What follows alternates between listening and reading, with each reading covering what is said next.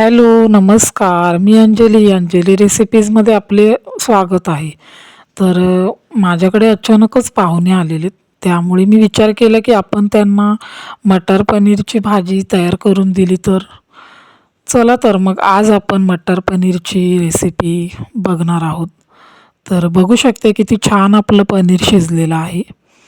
आणि चला तर मग वळूया आपल्या रेसिपीकडे. सुरुवातीला एका कढईमध्ये बटर घालायचं आहे. त्यानंतर तेल घालायचं आहे. बटर आणि तेल थोडंसं तापू द्यायचं. त्यानंतर तमालपत्र ॲड करूया. आपण घरगुती मसाल्यांमध्येच ही रेसिपी तयार करणार आहोत. त्यानंतर आता कांद्याची पेस्ट करून घेतलेली आहे ती यामध्ये ॲड करून घेऊया. 2 मोठे कांदे घ्यायचे, त्याची मिक्सरला बारीक पेस्ट करायची आणि ती यामध्ये ॲड करून घ्यायची. कांदा आपला गुलाबी कलरचा होईपर्यंत परतून घ्यायचा. त्यानंतर 2 टोमॅटो घेतलेले आहेत, त्याचीसुद्धा मी पेस्ट केलेली आहे आणि तीसुद्धा आता यामध्ये ॲड करणार आहोत. तर कांदा आणि तेलाला थोडंसं तेल सुटेपर्यंत व्यवस्थित मिक्स करून घ्यायचं आणि 5 मिनटं थांबायचं. बघू शकताय तेल सुटलेलं आहे साईडने. त्यानंतर जिरे आणि धने पावडर घ्यायचं, 1 चमचा घेतलेला आहे. त्यानंतर आता मटर पनीर मसाला घेतलेला आहे, तो पाण्यामध्ये आपण मिक्स करून घ्यायचा. त्याची अशा पद्धतीने पेस्ट तयार होते. तीसुद्धा आता आपण यामध्ये ॲड करणार आहोत.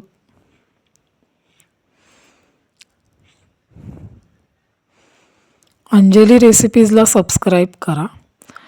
आणि अशा पद्धतीने आता मिक्स करून घ्यायचं आहे. पुन्हा एकदा मसाल्यालाही थोडंसं तेल सुटेपर्यंत आपण 5 मिनटं वाट बघायची. त्यानंतर आता मी कोल्हापुरी मसाला वापरलेला आहे. तुमच्याकडे जो घरगुती मसाला आहे तो अर्धा चमचा घालायचा आहे. घरगुती मसाल्याने सुद्धा ह्या भाजीला खूप छान फ्लेवर येतो. तर अशा पद्धतीने 5 मिनटं होत आलेले आहेत.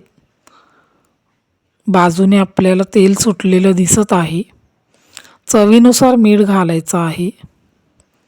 पुन्हा एकदा मिक्स करून घेऊया. त्यानंतर आता आपण शेवटला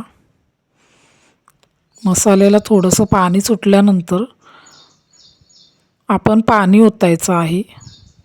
मसाल्याला तेल सुटल्यानंतर आता आपण पाणी ओतायचं आहे.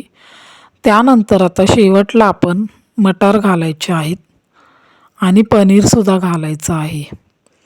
इकडे मी फ्रोझनचे वाटाणे वापरलेले आहेत, त्यामुळे ते शेवटलाच घालायचे. जर तुमच्याकडे वाटाण्याच्या शेंगदाण्यांची भाजी असेल, म्हणजे शेंगा असतील वाटाण्यांच्या, तर त्या तुम्ही तेलामध्येच ॲड करा. शेवटला घालू नका, नाहीतर ते गोडसर लागतात. तर अशा पद्धतीने मी शेवटी मटार आणि पनीर घातलेलं आहे. आता मस्तपैकी हे झाकण लावून 5 ते 10 मिनटं शिजून द्यायचं.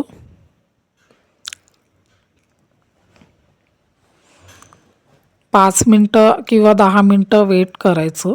मधून हलवत राहा, नाहीतर खालून करपू शकते आपली भाजी. त्यानंतर आता 5 ते 10 मिनटं झाल्यानंतर किती छान उकळी आलेली आहे आपल्या भाजीला. वरून आता कसुरी मेथीने सर्व करून घेऊया. पनीरची भाजी असेल तर कसुरी मेथी आलीच.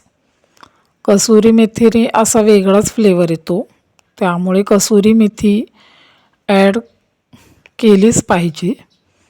त्यानंतर माझ्याकडे फ्रेश क्रीम नव्हती. जर तुमच्याकडे फ्रेश क्रीम अवेलेबल असेल तर ती यामध्ये ॲड करूया. मी दुधाची साय वापरलेली आहे. 2 चमचे दुधावरची साय आपण ॲड करून घेऊया आणि पुन्हा एकदा मिक्स करून घ्यायचं आहे. आणि बघू शकताय, पाहुण्यांसाठी किंवा आपल्या नवरोबाच्या टिफिनसाठी तुम्ही अशा पद्धतीने मटर पनीरची भाजी तयार करून देऊ शकता. तर तुम्हाला मी दाखवते, पनीरसुद्धा खूप छान शिजलेलं आहे आणि भाजीला खूप असा मस्तपैकी फ्लेवर आलेला आहे. हे बघा कसं मस्तपैकी आपलं पनीर शिजलेलं आहे. माझ्या हाताला चटका लागत आहे. बघू शकताय खूप सुंदर आपलं असं पनीर शिजलेलं आहे. आणि आपली आजची अंजली रेसिपीजची मटार पनीरची रेसिपी तयार झालेली आहे.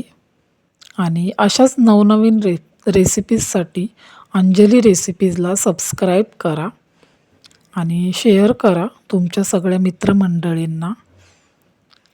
लाईक करा आणि कमेंट करायला अजिबात विसरू नका. चला तर मग थँक्यू. Bye bye.